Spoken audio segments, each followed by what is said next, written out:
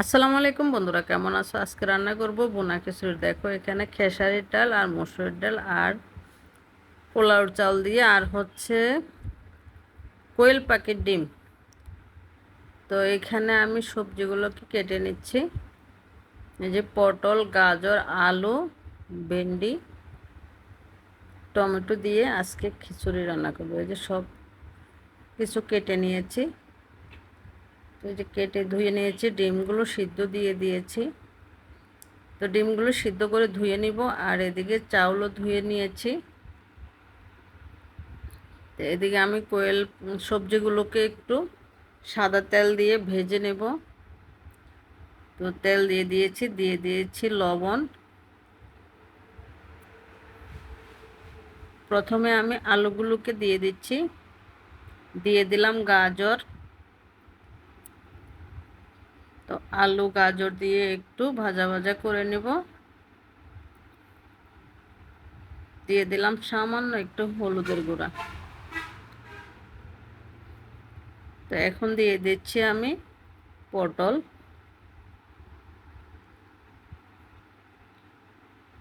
এখন দিয়ে দিলাম ভেন্ডিগুলো। তো সব কিছু একটু ভাজি করে নেব। তো ভেন্ডির মধ্যে দিয়ে দিলাম আর একটু লবণের ছিটা দিয়ে ভালো করে লাল লাল করে ভেজে তুলে নেব।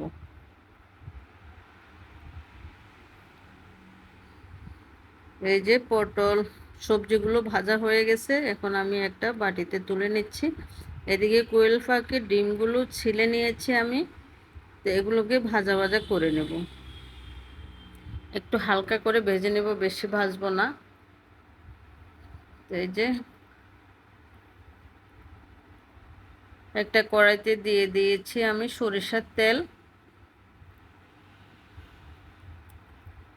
তেলটা দিয়ে আমি দিয়ে দিলাম পেঁয়াজ। এখানে বড় বড় করে কেটে কিছু রসুনও দিয়ে দিয়েছি। তো এটাকে পেঁয়াজ আর রসুনগুলোকে একটু ভেজে নেব। বৃষ্টির মধ্যে কিন্তু খিচুড়ি খেতে ভালোই লাগে। তো পেঁয়াজটা নরম হওয়ার জন্য এখানে আমি একটু লবণ দিয়েছি, দিয়ে দিয়েছি তেজপাতা। এই যে গরম পানি ফুটানোর জন্য দিয়ে দিয়েছি একটু জিরা ধনিয়ার গুঁড়া, দারুচিনি। তো দিয়ে মশলাটাকে একটু কষিয়ে নেব। তো মশলা কষানো হয়ে গেলে আমি দিয়ে দিব ধুয়ে রাখা চাউলগুলো, ডাল আর চাল। তো এটাকে একটু ভাজা ভাজা করে নেব। উল্টে পাল্টে ভালো করে ভাজতে হবে যেন ঝরঝরা হয়। চাউল যত বেশি ভাজা করবে ততই খিচুড়িটা ঝরঝরা হবে। তো দিয়ে দিয়েছি আমি কিছু টমেটো, দিয়ে দিয়েছি কাঁচামরিচ। আর এখানে আমার কাছে যেহেতু টক দই নেই, আমি এখানে পাউডার দুধ গুলে লেবু দিয়ে দিয়েছি। এই যে এগুলো দিয়ে একটু ভালো করে আরও ভেজে নেব কিছুক্ষণ।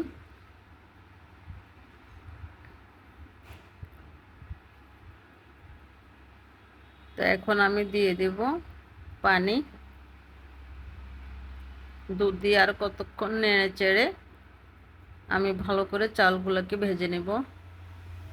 দিয়ে দিয়েছি অফ ক্যামেরা সবজিগুলো, ভেজে রাখা সবজিগুলো দিয়ে দিয়েছি। পরিমাণ মতো পানি দিয়ে আমি দিয়ে দিলাম দারুচিনি, এলাচ আর লবঙ্গ। আর দিয়ে দিব কিছু আস্ত গোলমরিচ। তো দিয়ে দিয়েছি গোলমরিচ। তো এখন আমি ঢাকা দিয়ে রান্না করব। তো দিয়ে দিয়েছি কোয়েল পাখির ডিমগুলো। আমার চাউলগুলো প্রায় সিদ্ধ হয়ে গিয়েছে, এখন আমি কিছুক্ষণের জন্য ঢেকে রেখে দিব। তো ফাইনালি আমার খিচুড়িটা রান্না হয়ে গেছে।